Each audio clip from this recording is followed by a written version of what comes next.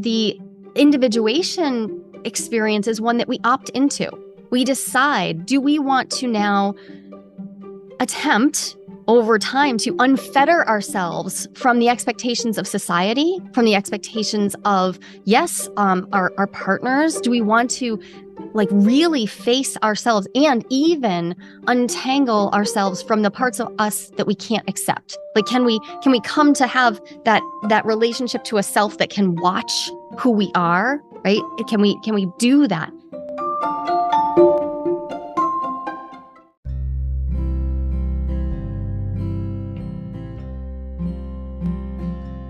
Welcome to Making Polyamory Work. Hi, I'm Libby Sinbeck, and I want to thank you for joining me today. I'm a queer polyamorous mom and an integrative relationship guide, and I am committed to helping people who live and love outside the status quo have extraordinary relationships, because relationships are at the core of our well-being as humans. I think love is why we're here and how we heal. Today's episode is a two-parter. So this is going to be part one of two. Part two will be out next week with my lovely friend and colleague, Joli Hamilton. Dr. Joli Hamilton is the relationship coach for couples who color outside the lines. She is a research psychologist, a TEDx speaker, best-selling author, and a SECT certified sex educator. Joli also co-hosts the Playing with Fire podcast with her anchor partner, Ken. She's spent the past 2 decades studying and reimagining what love can be if we open our imaginations to possibility. Joli helps people create non-monogamous partnerships that are custom-built for their authentic selves. No more shrinking, pretending, or hiding required. I so love this conversation that I had with Joli. It did not go in the direction that I thought it would go, but we kind of just went really deep and kind of almost to a spiritual or sacred place in our conversation. So it's a little different from some of my other episodes, but I'm really excited to share it with you. And so I hope you enjoy part one, and part two will be out next week.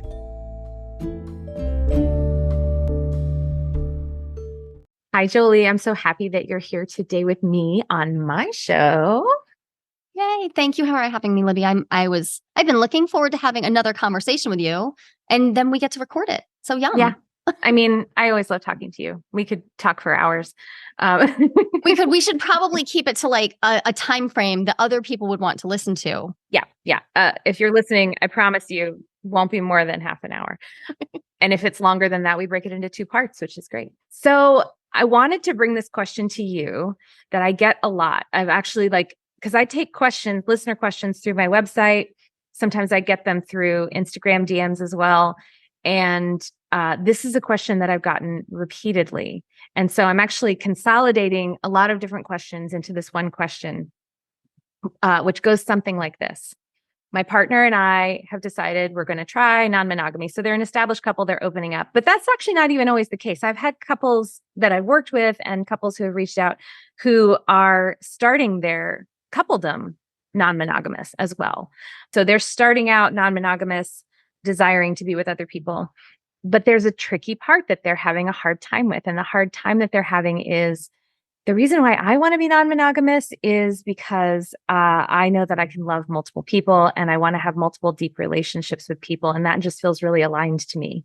The reason my partner wants to be non-monogamous is they want to have lots of sex. Right. And they want to have lots of sex with lots of people. And to me, that feels so foreign and so different from how I want to do it.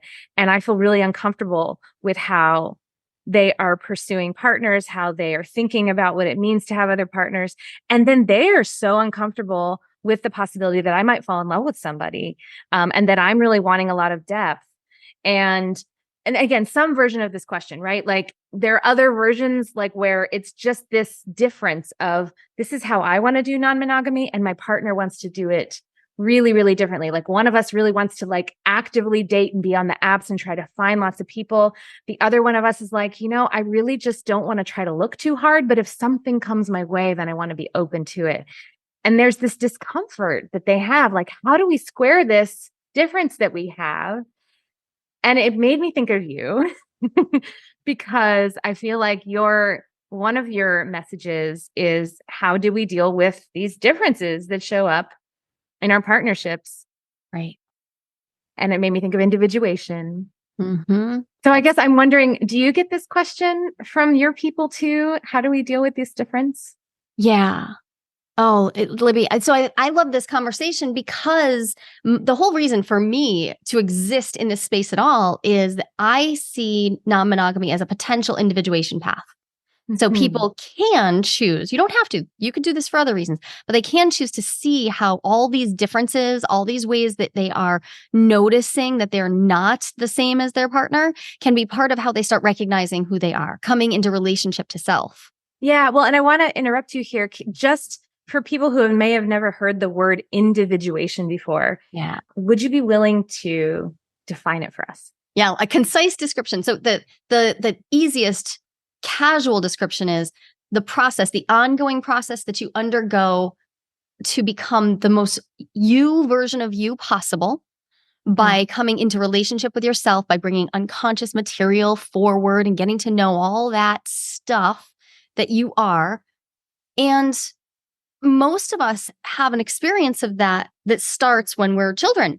And we think about like, okay, so I differentiated from my parents and I stood up for myself in high school. And then I went out on my own path. Right. That whole rebellious period, right? Yeah. Like all very important, but that's really differentiation. Individuation from a Jungian perspective. So I studied Jungian and archetypal psychology. From that perspective, that word means something very specific. And it really begins around midlife, around getting to the time where you've established enough of your way of moving in the world. And now we move into a more technical description, which is, yeah, you're going to have to integrate your shadow, which means bringing all that unconscious stuff forward, really wrestling with who you are, discarding the personas, the things that people asked you to be that don't fit you, and remembering the parts of you that you cut off because you thought you couldn't be. I mean, I'm guessing you hear that and you're like, bing, bing, bing. Of course, that's related to the path of. Well, here's the thing I'm wondering. So, because what I just heard you say is that it's a developmental phase of humanhood in your. Yeah, that not everybody chooses. Here's the thing. This one's optional. This one's optional. Okay. Well, okay. So but what I'm hearing is that there's a phase that we go through when we're children where we separate from our parents and we see ourselves as separate entities. Yep. And then we really establish our own, who we are, what we want to be in the world. Yep.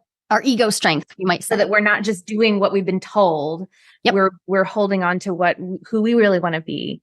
But, but it's interesting because I mean, yeah, no, right? Because like I know people in their 20s who, they think they're being who they really want to be, but they're still influenced by society, by their friends, by the partner that they want to be with, all of this stuff. And you're saying like, yeah. And so as we continue onward and maturing, we do kind of shape ourselves and contort ourselves to fit what's expected of us, what we have to do, what we think we need to be in order to be loved. And then we reach this other phase of our lives when we're a little bit older, where we go, oh, maybe I want to do this thing where I figure out who I am again. Yeah. But in a different way. Yeah, exactly. Is that right? That is. So this is where I think there is this nuanced conversation to have because we're talking about differentiation a lot, I think, in the non-monogamy world. Yeah. Very important. And individuation is different. Yeah. I think of differentiation is the trailhead from where you could decide to embark on your individuation journey, your mature adult individuation journey. And for most of us, the period of time between our teens and our, say, mid-30s-ish, although that's a flexible thing, but somewhere in there, we're doing the work of, yes, becoming ourselves, but also having to build the ego strength to stand in this messy world and to deal with systems of oppression and to handle the fact that we experience trauma and an ongoing world that isn't necessarily amenable to who we want to be, right? We're doing that. And that differentiation, like allowing myself to like recognize in small and large ways, I am different from others. I'm different from you. I'm different from you. It's very one-to-one in a way. I'm seeing how I'm different from these people. Super important. And if you happen to be in a really tightly enmeshed couplehood, it's really important to start doing that disentangling and saying, oh, I'm even different from this person who I've sort of grown around. I grew myself to fit around them. Right. All very important. And then how Jung puts it is the individuation experience is one that we opt into. We decide, do we want to now attempt over time to unfetter ourselves from the expectations of society, from the expectations of, yes, our partners? Do we want to like really face ourselves and even untangle ourselves from the parts of us that we can't accept? Like, can we come to have that relationship to a self that can watch who we are, right? Can we do that? And there's an accusation that gets thrown out about Jungian work because Jung said not everyone individuates. And that is often taken to be elitist. And I understand why. For one thing, we're translating out of German. Almost anything you translate out of German can be taken to be elitist, especially from that time frame. Right? That makes sense. But what I see him meaning is you don't have to do that. If you feel held in your cultural container, if you feel held in your microcosm of society, if you feel nourished and nurtured and nothing's bumping up against you and you don't have that welling up within where you're like, this hurts and I need more or different, cool. Yeah. That's fine. You don't have to do this. But for some of us, we become incredibly uncomfortable and we have what poets have called the dark night of the soul, and it's not a night, it's usually a few years, where everything falls apart. And from there, one of the paths out is to say, I'm going to own the fact that I am both part of the unity that is the universe, and I am a unique instance of that. And I'm going to wrestle with that. And that's my work. That's my work in the world. It is deep, inner psychological work. It's very spiritual for a lot of people, to the point where many people even see it as religious. I don't happen to, but it is why I say like psyche is my religion. If I were going to choose one, that's it. Because for me, being on that journey is how I recognize my beingness in the world. And you don't have to. And that's a place where we can find two people having different motivations for non-monogamy. If one person's taking that deep dive path and the other's like just gonna have some fun. I thought we were gonna get laid. What's the deal? Well, and I guess I want to make sure that I name here, as someone who is definitely on the, I don't know if I know how to do casual anything at all ever, period. Like just that's not how I'm wired. There's no judgment here about like which way is better or which way is more right or which way is more evolved or anything like that. Cause I think that there is a lot of like slut shaming in our culture. Yeah. And like, I just want to make sure that people hear this from both of us, but that there's that all of the ways are great. And also it's not a binary. You can be super slutty and want to go super deep. And you can also not want to go super deep and not be super slutty. Like there's all different ways to go. But yeah, there are these moments when there's this difference. Yeah, that's it. And so you're talking about this is potentially an individuation opportunity. Yeah, exactly. An opportunity that, again, we don't have to choose. Some people see that door crack open and they're like, you know what? I think that's going to break everything. So I'm going to just close that for right now. Maybe I'll come back or not. And that is so important, actually, because that was actually what was coming up for me as you were talking about this. I was like, ooh, Joli, but like, should we be so individuated? Because sometimes what that means is that we end up alone, or we end up, like you said, breaking things, or we end up like I have people in my spheres where like they're really, like you said, really wrestling hard with who they really are and how they've built their life. And it doesn't fit who they are. And then they're stuck with this difficult choice of, do I break my entire life to be who I really am? And do I want to pay that cost? And it's not as simple. I mean, I think that we make it out, like in the movies, obviously make it out as being as simple as just like break everything and be who you are. And yet I want to hold that, like, you don't have to. And there might be a very high cost to that, to do that. Right. So let's take on possibly my biggest argument with the entire Jungian like philosophy.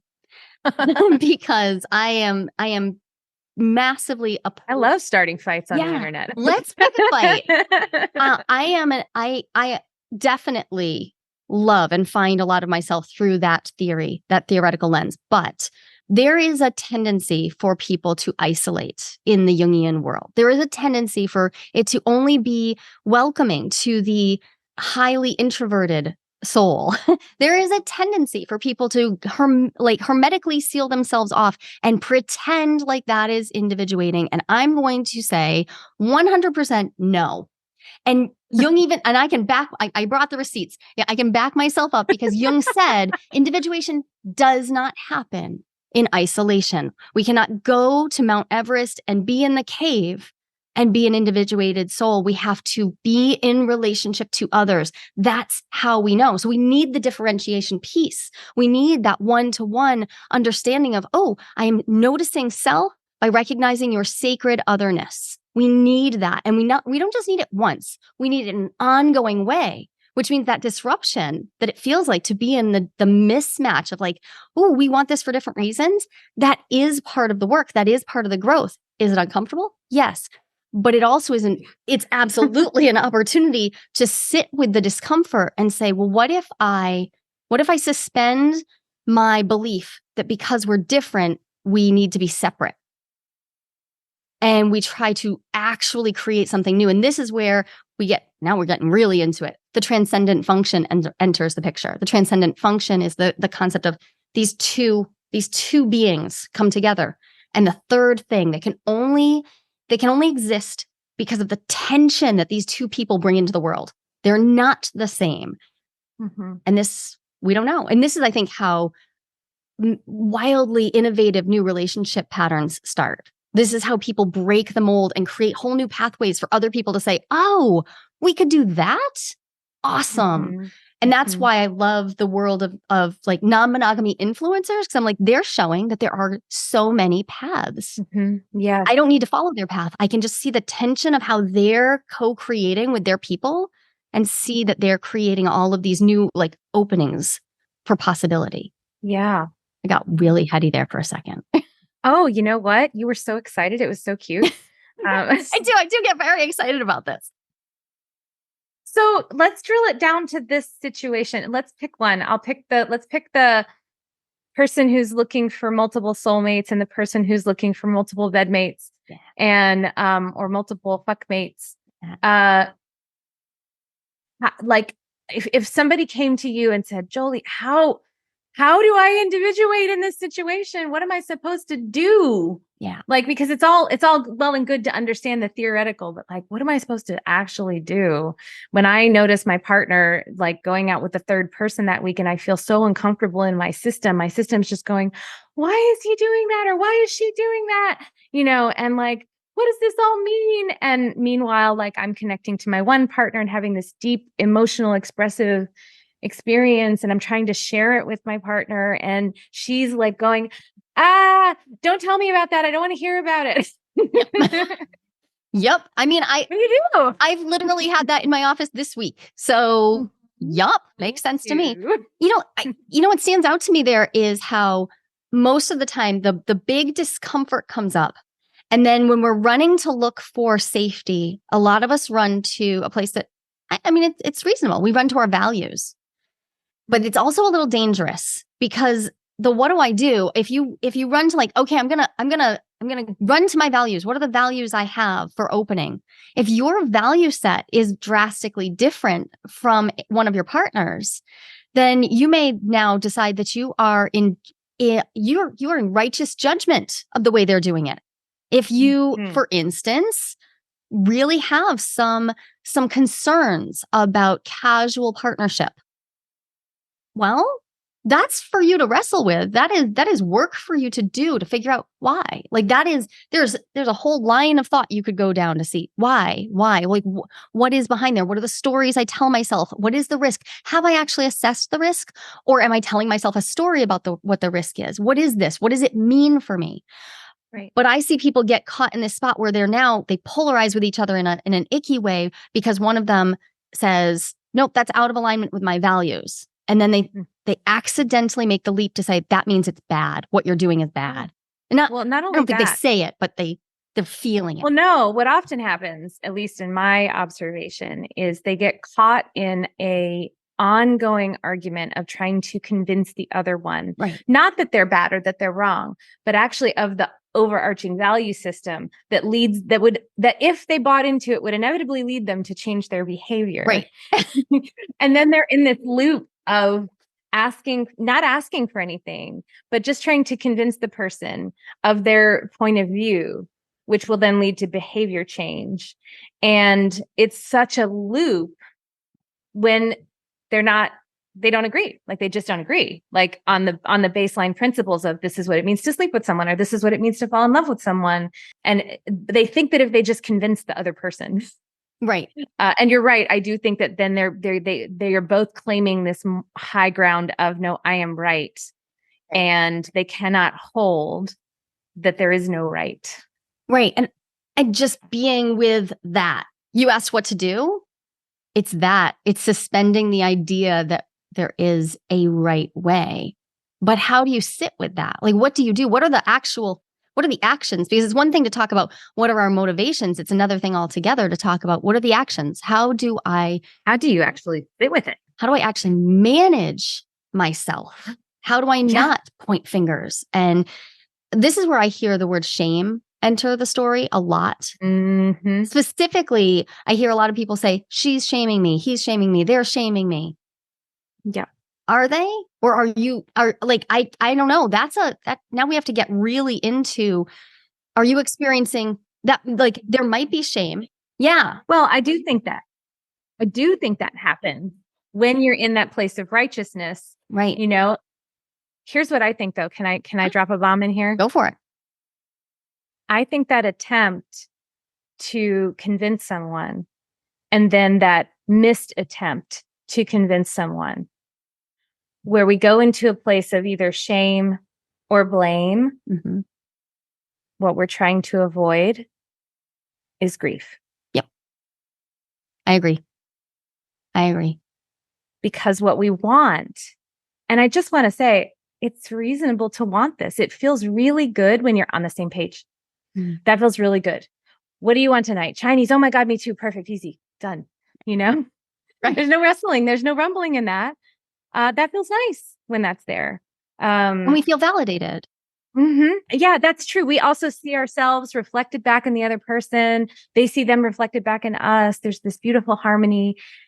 So when we're in this moment of mismatch, where like, oh, you see this really, really differently from me. Oh my gosh, I'm alone. Right. Oh, I don't want to be alone. That's really hard. And then I just have to feel that. Yep. I don't want to feel that. I want to make you bad. Yeah, so much easier to make you bad. But there's the gift. There's the beauty too. Is what if I step out of the cycle of needing to be in perfect alignment and imagine instead harmonizing with someone? What if mm-hmm. we don't need to be on the same note, but we are on different notes that can play together?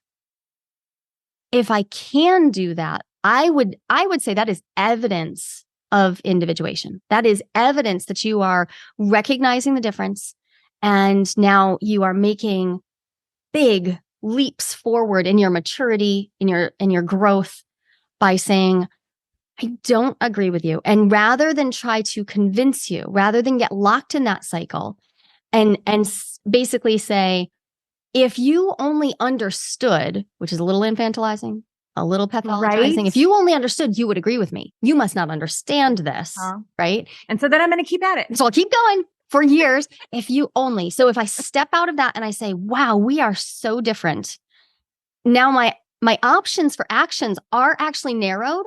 There are fewer options, but the options that are left they're cleaner. They're like, they will resonate differently. They're options like learning to sit with that discomfort, or renegotiating what this relationship's purpose is.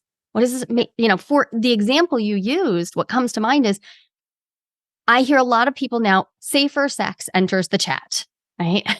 If one person wants to have more sex, more casual sex, wants to engage with people in a different way, a lot of times the partner who is more into having like deep relationships that are prolonged, sustained, maybe much fewer of them, Safer sex feels like an objective thing to say like, nope, nope, nope. Hang on. Well, and it gives you something that you can kind of go to that gives you some kind of entitlement to make requests from a place of, like you said, sort of objective righteousness. Yeah. And then you feel entitled to exert some control because it's about safety. It's about your health.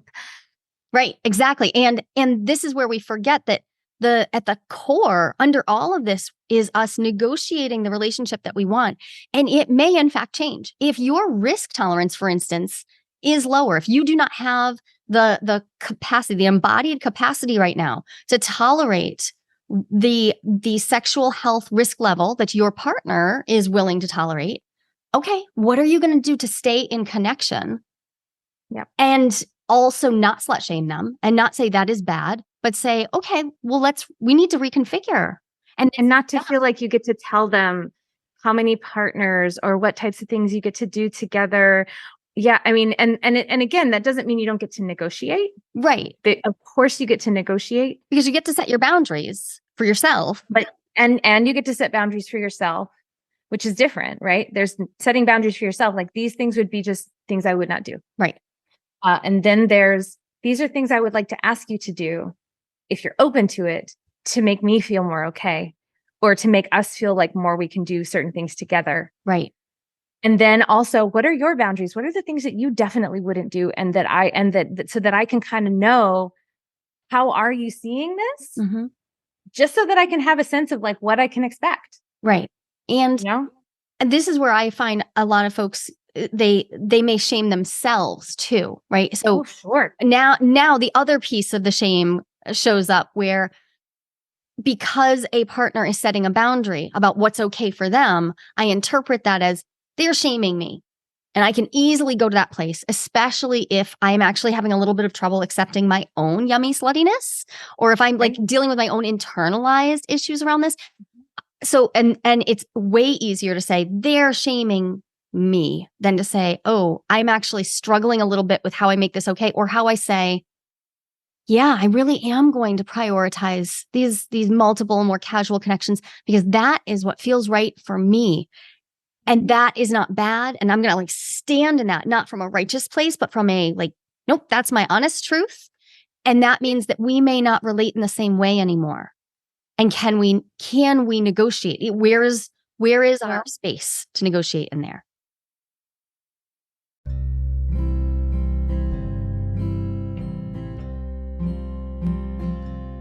So that was part 1 of my conversation with Dr. Joli Hamilton. And stay tuned for part 2 coming out next week. And thank you so much for joining me today. If you have any thoughts about what I've said today or a question for the show, I would love to hear from you. You can find me on Instagram as That Polyam Mom, or you can reach me on my website, libbysinback.com. I'll also say that if you are loving my podcasts but are looking for more support, this is a thing I do for a living. I help individuals, couples, and groups have amazing relationships, and you can find out more about my offerings on how I do that on my website. If you love this podcast, please share it with your friends, networks, Facebook groups, etc. And thank you for those of you who have already written a review or rated the show, because that helps more people find the show. Making Polyamory Work is created by me, Libby Sinback. It is edited by Finn of the Normalizing Non-Monogamy podcast and hosted on the Spotify Podcasts platform. Van de Leon manages the website and posts the transcripts.